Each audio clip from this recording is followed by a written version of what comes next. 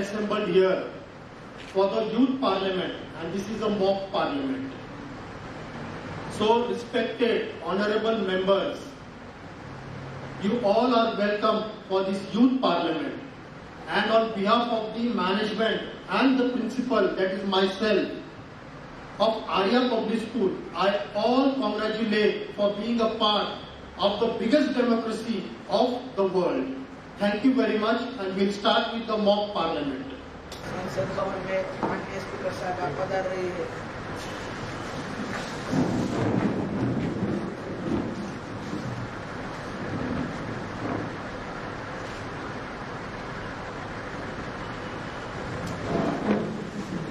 Firstly, members, to take the oath of affirmation, Secretary General, please. Stand elected from the Landlord Minister of Maharashtra without a oath or affirmation.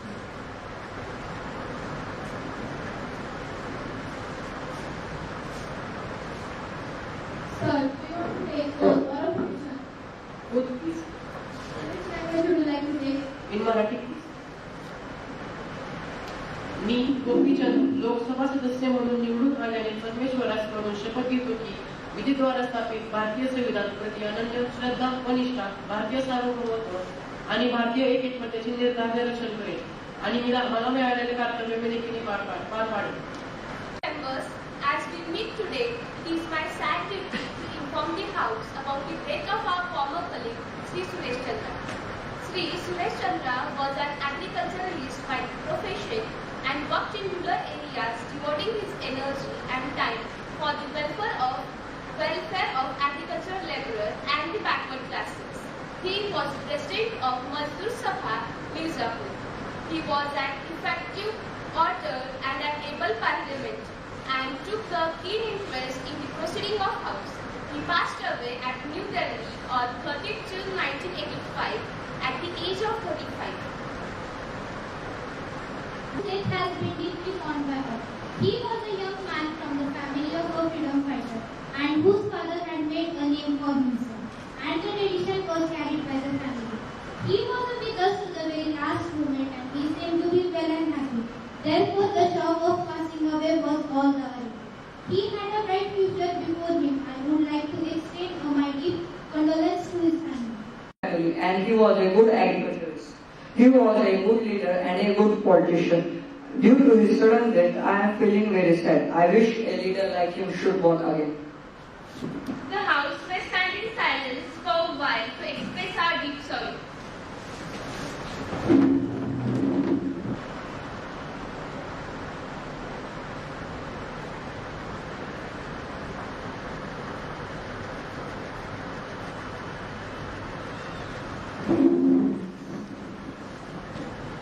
Secretary General may convey the message of condolence to the bereaved family. Yes, madam. Now, Prime Minister may introduce the new ministers. Honorable Speaker, ma'am, I have pleasure in introducing to you and through you to the House my colleagues, the new ministers, the Minister of Irrigation and the Minister of Civil Supplies.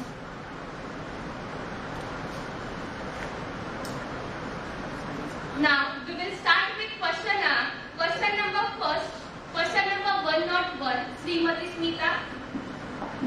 Honorable Miss Speaker Madam, the question number 101, will the Minister of Communication be pleased to state whether a large number of complaints have been received by P&T Department from the telephone subscribers regarding the misuse of STD facility by unscrupulous facility person? If so, what steps government purpose to regard in this? Honorable Minister of Communication, please. Yes, ma'am. Complaints of this nature have been received. In many cases, investigation showed that there is no fault in the meter readings and no unauthorized connection has been detected. In few cases, unauthorized connection was detected, but the person was severely punished who was involved in the malpractice. The government proposes to take the following steps in this regard. First, amendment of Indian Telegraph Act of India to make unauthorized diversion of line a major offence. setting up of a vigilance squad to make the surprise check, to import the charge analyzers to solve such cases more easily. Srimati Smita, Madam, some unauthorized connections were detected. I want to know what specific steps have been taken by the government. Specific steps have been broadly stated. We got a vigilance squad which immediately goes into it. For example, Speaker, Madam, the question number 101, will the Minister of Communication be pleased to state whether a large number of complaints have been received by P&T department from telephone subscribers regarding the misuse of STD facility by unscrupulous facility person? If so, what steps government propose to take in this regard? Honorable Minister of Communication, please. yes, ma'am, complaints of this nature have been received. In many cases, investigation showed that there is no spurt in the meter readings and no unauthorized connection has been detected. In few cases, unauthorized connection was detected. The person involved in the malpractice was severely punished. The government proposes to take the following steps in this regard. First, amendment of Indian Telegraph Act to make the unauthorized connection or the diversion of line a major offence. Second, setting up of a vigilance squad to make the surprise checks. And third, to import the charge analyzers to solve such cases more easily. Srimati Smita, Madam, some unauthorized connections were detected. I want to know what specific steps have been taken by the government. The specific steps have been broadly stated. We got a vigilance squad which immediately goes into it. For example, I could say in Delhi during the last year, number of complaints were received. 21 days notice was not enough for the minister to collect the information. In this, how the house is to be treated, ma'am? I have not been asked to gather the information. I am incidentally stating that in Delhi, during the last year, 50 such complaints were registered. All the companies were investigated and it was found that in 3 companies there was misconnection. In all the cases, employees were identified and severely punished. Sri Shankar, And it has been stated that charge analysis are being imported have to be gone through. We have come to the final stage. I cannot say exactly by what time, but we are in final stage. next question, question number 102, Srimati Vaishnavi. Question 102, will the Minister of Energy be pleased to state whether the government had assessed the potential of power generation from tidal waste? If so, outcome of such assessment. Whether the government had formulated to set up a tidal power station in the Gulf of Kutch. If so, the details thereof. The Central Electricity Authority has undertaken studies and investigation to assess techno-economic feasibility of tidal power projected in the Gulf of Kutch, which envisages an installed capacity of about 900 MW. There is no proposal at present to set up a tidal power project at any other location. It is estimated that the cost of tidal power generation at the proposed project of Gulf of Kutch will be about 85 paisa per unit. The average cost of generation from conventional hydro and thermal power projects based on projects recently cleared by the CEA are as under. Hydro 35 to 60 paisa per unit, thermal 50 to 85 paisa per unit. Srimati Vaishnavi, please. The Honorable Madam, the Minister had given the reply that the estimate cost of power generation from the proposed project that the Gulf of Kutch will be 85 paise per unit and that for the hydro the cost will be 35 to 60 paise per unit and for the thermal 50 to 85 paise per unit. I want to know from the Home Minister what is the estimate cost of power generation from wind and solar system and if the cost of power generation is Power generation from the wind and solar system is low in compared to hydro and thermal system, etc. Whether the government had placed program of a power generation from this system for the wind and solar is being increased in the country. Ma'am, as far as wind is concerned, the cost estimated is about 80 to 90 paisa and at solar at present. If we take absolute terms, it is much costlier because we have not yet been able to tap solar energy on commercial basis. But experiments are being tried. If you take the cost of production level, then the solar cost is nearly rupees 2 more than thermal cost. We have to consider the cost delivered, that is the cost to consumer. If that is considered, then we find that solar energy can become comparable and competitive. And we are trying to establish now a 30 megawatt electricity solar plant in Rajasthan. The scheme has been worked on. Sri Balakrishna. May I know from the Honorable Minister whether the power production can be increased by 500 megawatts and coal worth 30 million tons can be saved through full exploitation of new indigenously developed technologies? Ma'am, I agree that using tidal energy we will be able to save coal because at the coastal side particularly it is very difficult to transport coal and away from the place where coal is available. That is why if we use tidal energy, we have a project which will give about 900 megawatt worth of power in Kutch region by tidal wave. When that fructifies, the cost will be more or less the same. 80 paisa on transport of coal, use of coal will be saved. I agree with the Honorable Member. Sri Prithviraj. Madam, production of energy is important aspect and I must thank Minister and Ministry for all over developments energy system in the country. But transport of energy is the most important factor here. It was 30% at other end. What are the research and programs made for saving of electricity, like superconductive stations? Ma'am, as far as the transmission losses are concerned, today the average transmission loss is about 21% to 23%. 50% of it is theft. We have made central loss. State has also lost to save it, and theft is possible only when there is collision. We want to take firm action. State electricity boards must take firm action against this matter. As far as the technical losses are concerned, I agree with the Honorable Member that with new technological advances like superconductivity, the technical losses will come down very sharply and our nation is in fact one of the advanced countries in the world. In field of research in superconductivity, I am sure it will be a great boon to this area of transmission of power.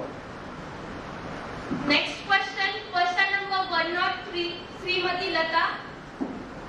Honorable member is absent. So next question, question number 104, Sri Ramraje.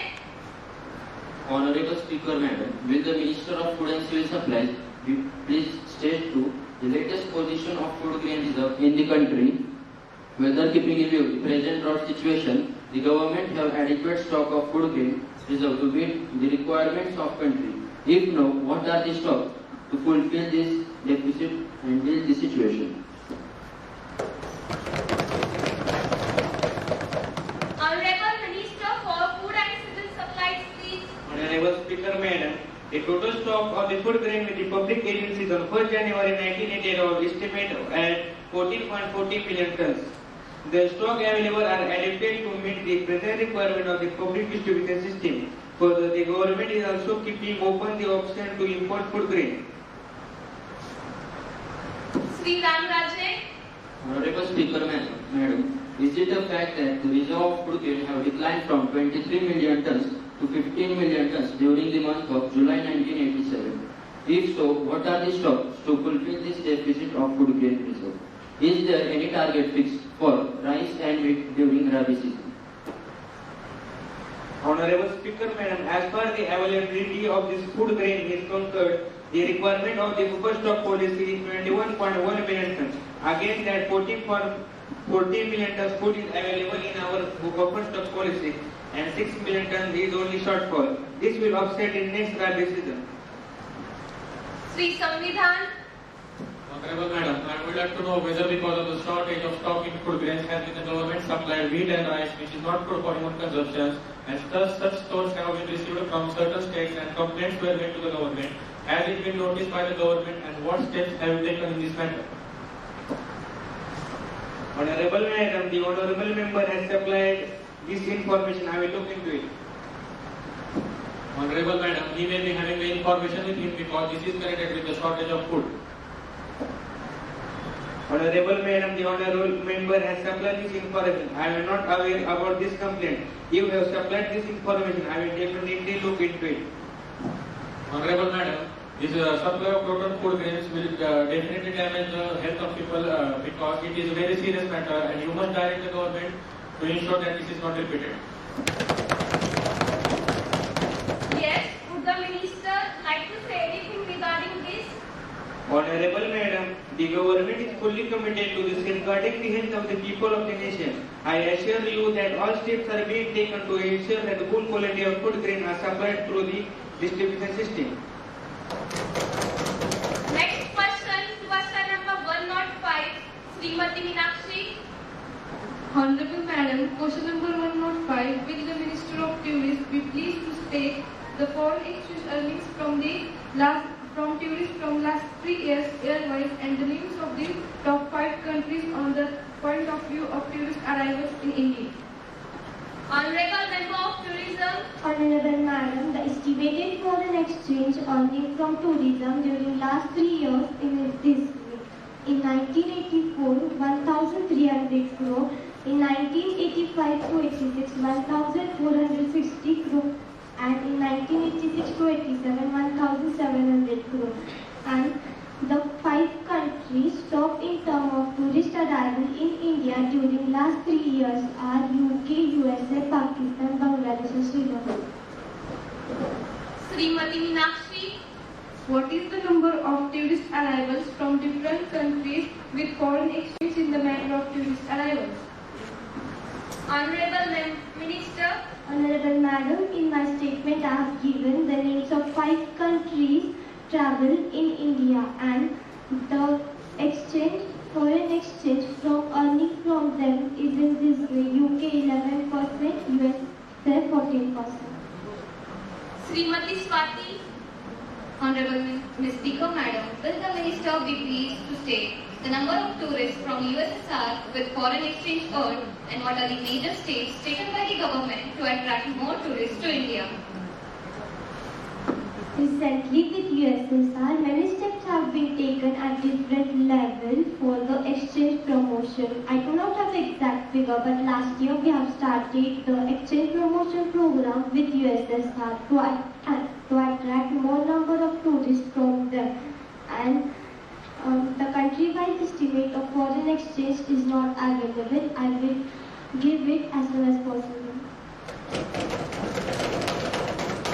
Srimati Diksha. Respected Madam, may I know what is India's potential for attracting foreign tourists? If so, what extent this potential has done? India has greatest tourist potential in the world because we have many monuments. We have created facilities for tourists to come to India. We also have different places and we also have 18 overseas offices which provide many facilities to the tourists. And we can compare the tourist earning with that of handicraft. In handicraft one, we spend rupees 77 to earn rupees 100 and rupees 7 to earn rupees 100 in the tourists. So this data shows us that tourists earn a lot from India. And after many studies and surveys, we have came to a final result that India has crossed about 1 million tourist arrivals from last year. Now, question hour is over. Honorable Madam, a serious breach of privilege has been committed by the leading newspaper of Delhi, and while commenting on the recommendations of the Public Accounts Committee, the paper has attributed dishonest motives, and I have requested you to allow me to raise a question on that matter now. Sri Aditya. Have you given notice of it earlier? You may give me due notice along with a copy of newspaper cutting, and I shall consider it. You cannot spring a surprise on me like this. Honorable Madam, I have submitted at 10 a.m. today. It will be examined when it comes to me. I shall consider it and let you know my decision. Now papers to be laid. Honorable Minister of Steel and Mines. Honorable Madam, I beg to lay on the table the copy of each of the following notifications. First, the Mineral of Concession, and second, the Gazette of India. You may look into it. Honorable Minister for Agriculture.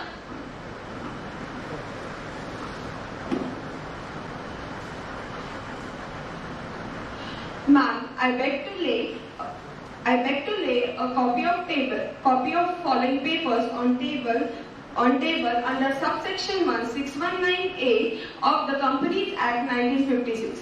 First, review by the government on working of State Farm Corporation India Limited of the year 1986-87 of New Delhi. Second, annual report of National Mineral Development Corporation Limited Hyderabad of the year 1986-87 along with the audited accounts and the comments of Comptroller and Auditor General. Honorable Minister for Urban Development. Honorable Ma'am, I beg to say on the table a copy of each of the following papers under subsection 619A of the Companies Act 1956, which was reviewed by the government on the working of National Mineral Development Corporation Limited Hyderabad in the year 1986-87. Annual report of the National Mineral Development Corporation Limited Hyderabad for the year 1986-87 along with auditor accounts and the comments of Comptroller and the Auditor General thereof. Secretary may report message from Upper Chamber of Youth Parliament. Madam, I have to report the following message received from the Secretary of Youth Parliament. In accordance with the provision of rules of procedure and conduct of business, I directed to enclose a copy of Critical Migrants Bill 1988 which has been passed by Upper House. Secretary, please demonstrate a copy of bill passed by the Upper Chamber. People of the House, the illegal immigrants bill as filed by the Upper Chamber. Honorable members, I have to make an announcement.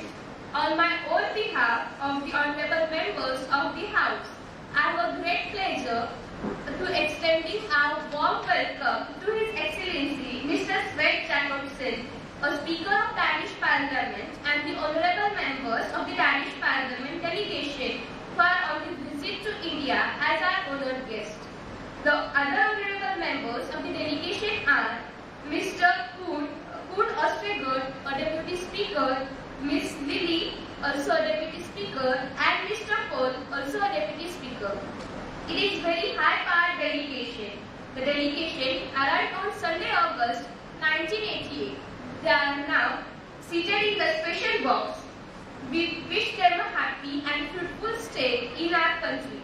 We also convey our message and warm greetings to their Majesty, the Queen of Denmark, the Prime Minister of Denmark, and the Danish Parliament, the government and the friendly people of Denmark.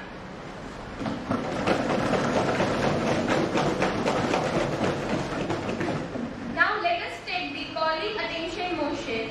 Srimati Pranali, please call the attention of the Minister. Ms. Speaker, Madam, I beg to call the attention of the Minister of Food and Civil Supplies to the situation arising due to the inadequate supply of food grains to the state by the centre and the steps taken by the government in this regard. Yes, Minister, please. Respected Madam, the state government unitarily implement the central government every month to their requirement food grain with the central board for issue to the public distribution system. The allotment of the food grain to the various state union territories is made on the month-to-month basis. In the year 1987-1988, the total quantity of 153.61 lakh tons of the food grain was distributed throughout the country. Srimati Pranali. Mr. Speaker, Madam, I really want to thank the Chair for giving me an opportunity to call the attention of Minister of Agriculture for taking up the discussion in regard to the situation arising due to the inadequate supply of food grains to the state by the centre. That too at a time when my own state is not in the position to feed the people of Tamil Nadu from last 2 to 3 weeks. There is no water also. Here we are just discussing about food grains and not about water. Madam, as we all know, our country consists of so many states, and each state is a surplus state. So it's the boundary duty of each and every state to give the central food after procuring of rice or wheat, whatever the case may be. And I also think that it's the boundary duty of the center to provide those food grains to the state when they are actually in the state. Then only there should be some mutual understanding, not just politically but also economical. Then only we can create a peaceful atmosphere rather than a pleasant atmosphere. Peaceful atmosphere rather than a pleasant atmosphere between state and the center. Madam, as my state is concerned, we do not have much more natural resources as many of the states have. We do not have the rivers like Krishna and Abu Dhabi, so there is no sufficient water to cultivate our fields. But madam, when we had rice in surplus, we used to send it to the center. But during these years, 1987, we have faced such a crisis that were not faced in the history of Tamil Nadu. People faced a lot during these days. Madam, I would like to ask that what steps they have taken. Sir, Madam, the Honorable Minister just stated that he is supplying the food grains to each and every state. But from last month, June onwards, not even a single grain has been received by us. I myself, our Chief Minister and our Concerned Minister met the officials there, but they don't even care to give a proper reply to our Chief Minister or Concerned Minister.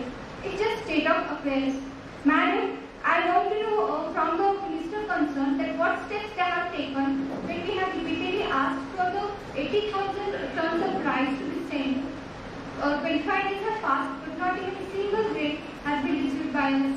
It's just like welling after a child is dead. Let's not do that over the deaths in Tamil Nadu. Please give relief as early as possible.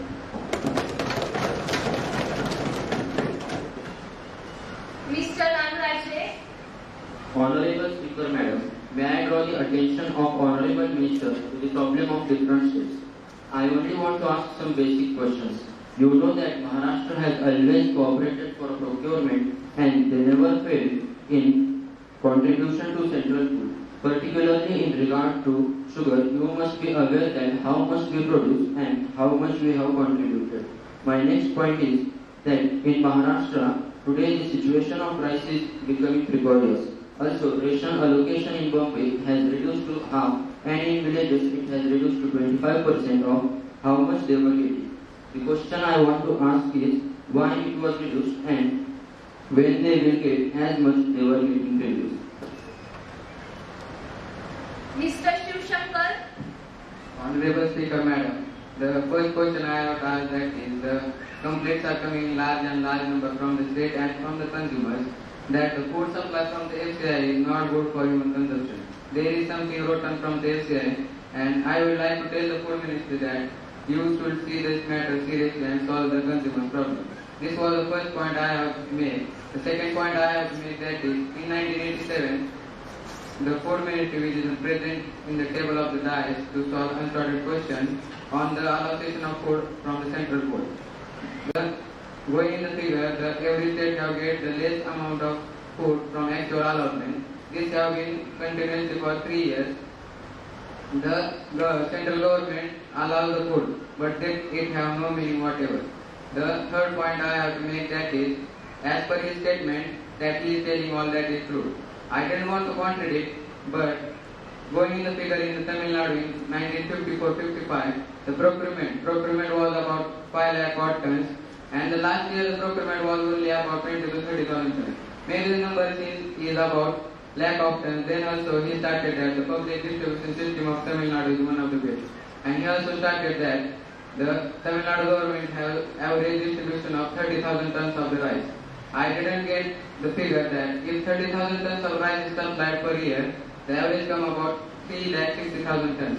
And then also the Tamil Nadu government can't get that.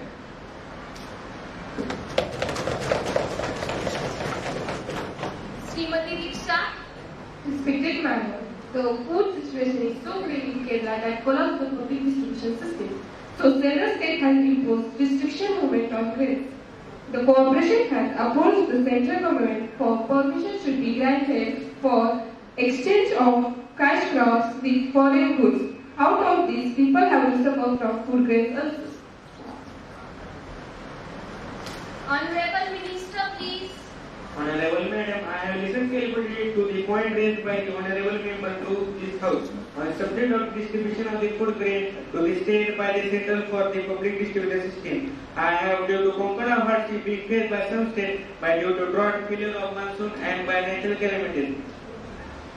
Madam, with regard to the point raised by respect to Maharashtra by my friend Ramraje, I may like to submit that this is only statutory ration areas that allocation or ration is fixed.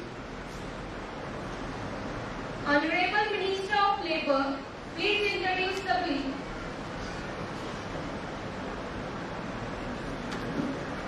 Ma'am, I beg to move for a leave to introduce the bill for the amendment of Employees and Miscellaneous Provision Act 1952 and the Indian Penal Code. The question is that you be granted to introduce the bill further to amend the Employee Provident Fund and Miscellaneous Provision Act 1952 and the Indian Penal Code. Those who are in favor will please say yes. Yes. Those who are against it, please say no. No. I think yes have it, yes have it, yes have it. Leave is granted. Ma'am, I introduce the bill. Now the House will take up consideration of Sati Commission Prevention Bill 1987. Minister, please.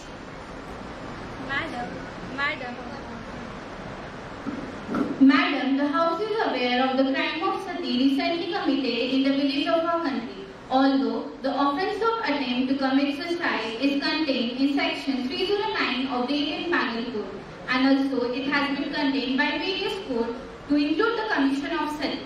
The punishment is not deterrent enough. Therefore, with a view to provide more stringent punishment, the government has forwarded this bill. The bill defines sati comprehensively, not only to include the commission of sati, but also with a deceased husband, with a relative or a husband. Although anyone who omits the commitment of sati would be punishable with the maximum penalty, that is death or imprisonment for life. Ma'am, I am confident that all the honorable members of this House, irrespective of the party they belong, will welcome this bill wholeheartedly and through it help to eradicate this dangerous practice once for all. With these words, I move that the Commission of Sati Prevention Bill 1987 be taken into consideration. Motion moved that the bill to provide for the more effective prevention of commission of sati and its glorification and for matters connected with it or incidental thereto to be taken into consideration. Srimati Tejaswini. Honorable Speaker, Madam, I rise to support this bill. The recent incident of sati has evoked widespread condemnation in our country. Madam, I would call sati nothing but human sacrifice, and the main reason behind such incident taking place in our country is social backwardness and economic backwardness, and this could only be stopped through socio-economic development. So, I strongly support this bill. And finally, I thank you for having me given this opportunity to speak on it. Sri Vishwajit. Honorable Madam, it is with this feeling that I have to address this August House. The whole country was shocked and humiliated by the recent incident of sati.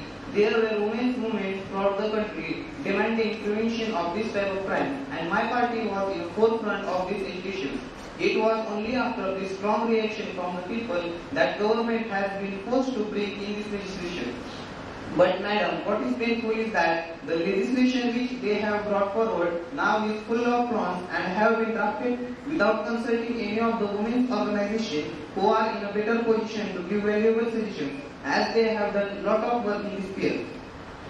This bill provides that attempt to commit sati will be punishable as suicide. If the woman is forced to die, then the charges should be against her murderers, not against herself.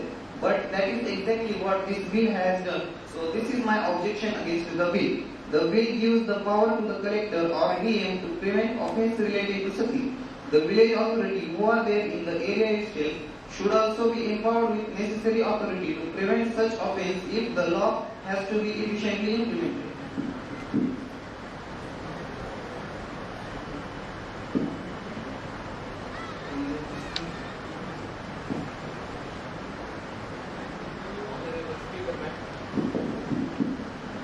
Honorable Speaker, Madam, the Minister is not listening. She is listening. How Minister next? Honorable Speaker, Madam, the Minister is not listening. She is listening. How Minister next to her? Ma'am, I'm listening. She has 2 years. Firstly, the bill seeks out the reaction any understanding that state is voluntary and therefore it talks only of abatement and not the actual offence which is burying or burning the alive of women on the funeral pyre. It is to cover a social event, but the fact still remains that many of the Indians still believe in the concept of sati. For this, the government should help widows and encourage them to have independent livelihoods. At last, I would say that we all togetherly must try to bring about a social revolution to root out the conservatism from our society. Also,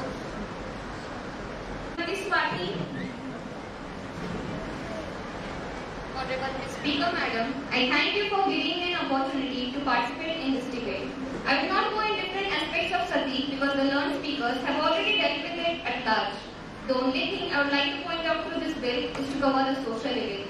But the fact still remains that many of the Indians still believe in the concept of sati. For this, the government should improve the living conditions of sati and also help and encourage them to have independent livelihood. I hope that the government understands my point.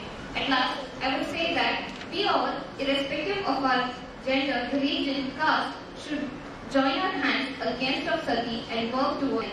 Thank you.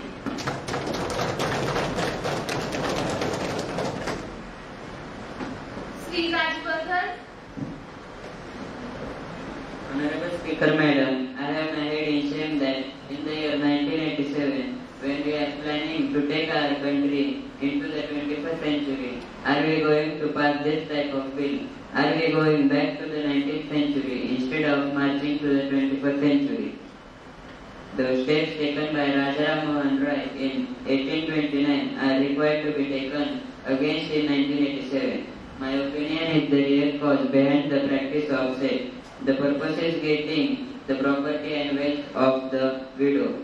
Some villages are also responsible for the glorification of sati because they want to help the people who are for the wealth of widow. I feel that this bill is a step in the right direction. So I conclude by stating that I support this bill. Thank you.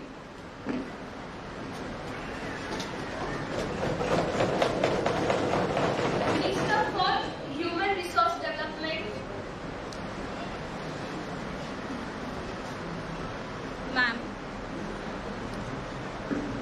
Ma'am, I am grateful to all the members who have supported the bill. I am grateful to all the members who have given their constructive criticism on it. With regard to the main suggestion, I would like to say that the whole problem of sati and the others connected with the status of women in this country. But I think that now we have reached a stage where we are as a national committed to the status of the woman and we should give equality to the women in all the fields. Madam, this is considered to be murder, not suicide. Ma'am, let me explain. I do agree that a woman who is rescued from the funeral pyre of her husband is certainly not in a fit condition, perhaps even to know what she was doing. Probably in all the conditions, she was compelled to do the work. because she don't have any alternative to do the work. Madam, she will be convicted. The court has the power to reduce the sentence. She will be convicted. Madam, she is subjected to trial. Ma'am, wherever there is a sati case, she is bound to put in the witness box. She is bound to be examined and cross-examined as she is the prime witness. Now, I would like to say that the main problem is that the Commission of Sati is focused on the operation when the crime is committed instead that when there is a threat. Not IPC, it's CRPC. Yes, CRPC, I am sorry. Thank you for correcting me. Now, it is CRPC and therefore it is not cognizable and non-vague. I think now the matter is clear. I hope that I have answered most of the points raised by the members in due course of my speech. I once again thank you for supporting me. I request the House to pass the bill.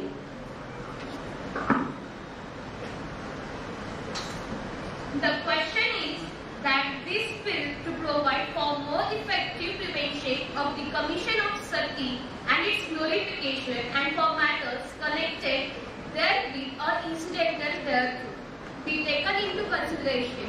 Those who are in favor of this will please say yes. Yes. Those who are against it will please say no. No. I think yes have it, yes have it, yes have it. The motion is adopted. Now House will take up private member resolution. Srimati Swati to move the resolution.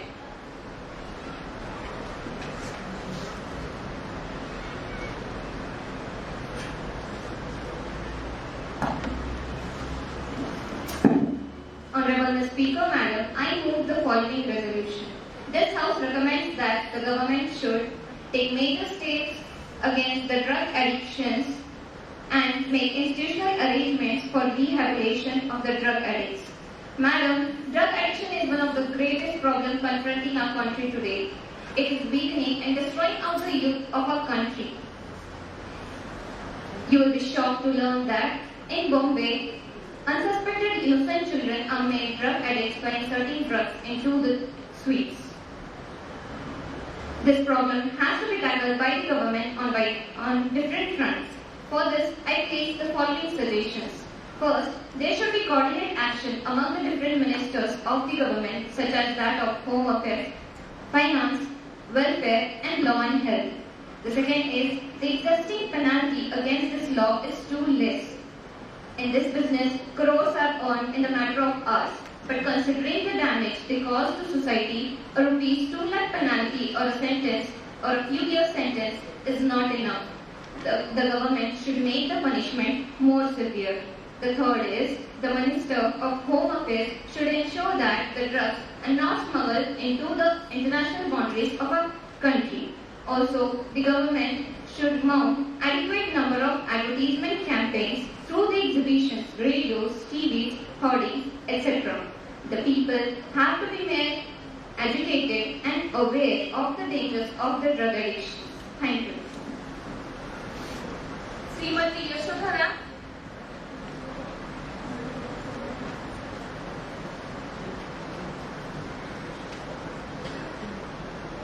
Honorable Speaker, Ma'am, I like to support the resolution moved by the Law member. Through that, I would like to thank her for taking this resolution forward of the Parliament. I think that the punishment is too less with honorable member. I feel that one can forgive the drug smuggler or a thief, but I don't think that anyone can forgive the drug peddler. When some spoil health and some spoil wealth. Ma'am, the drug pushers spoil health, wealth as well as character. This leads to the moral degeneration of the person, which leads to take the country backward. I also agree with with the honorable member that the government should coordinate the action against the drugs by the ministers.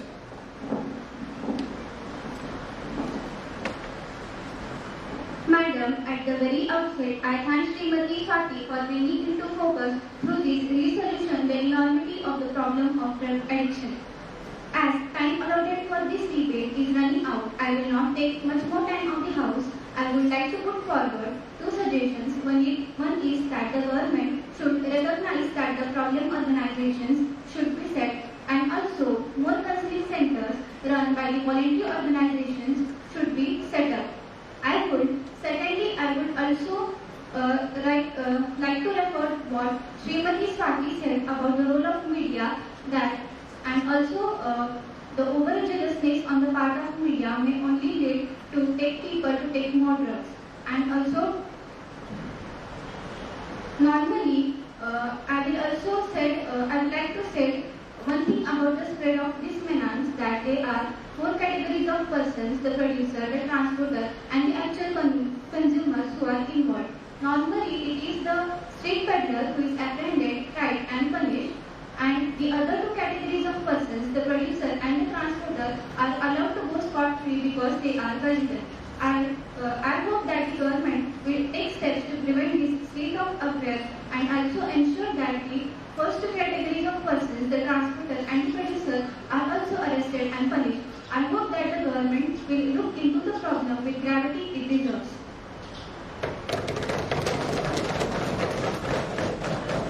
Honorable Minister for Health and Family Welfare. Honorable Speaker Ma'am, I congratulate the mover of the resolution as well as the other honorable members who have spoken on the resolution for focusing at altar of public opinion, one of the vital social health issues facing the country today. The purpose of my intervention is only to place before the House the various efforts taken by the various departments of the government to combat this serious menace. Ma'am, I would like to submit that this government, which brought about the historic piece of legislation, the Narcotic Drugs and Psychotropic Act 1985. Ma'am, the Act enhances the punishment of 10 to 20 years and a fine of ₹2 lakh for the first crime. Even attempted abandonment and conspiracy have been cognizable and entail the same punishment. Rewards for informers who contribute to diction and seizures have been enhanced from 10 to 20%. There has been a steep rise from November 1985 to January 1986. 1986, about 780 kg of charas and 8,300 kg of ganja were seized. In last 3 years, more narcotic drugs have been seized. This has been due to striker informants of the Act. In view of the efforts undertaken by the government to meet this problem, ma'am, through you, I request to withdraw this resolution.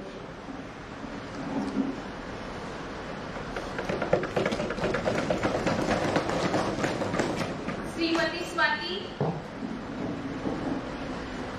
Honorable Ms. Speaker, Madam, I am grateful to take that, considering the points presented by the Minister, we agree to withdraw the resolution. Thank you. Has the honorable member leave of the House to withdraw her resolution? Yes. The resolution by leave of the House is withdrawn. Now the House is adjourned to meet again tomorrow at 11 a.m.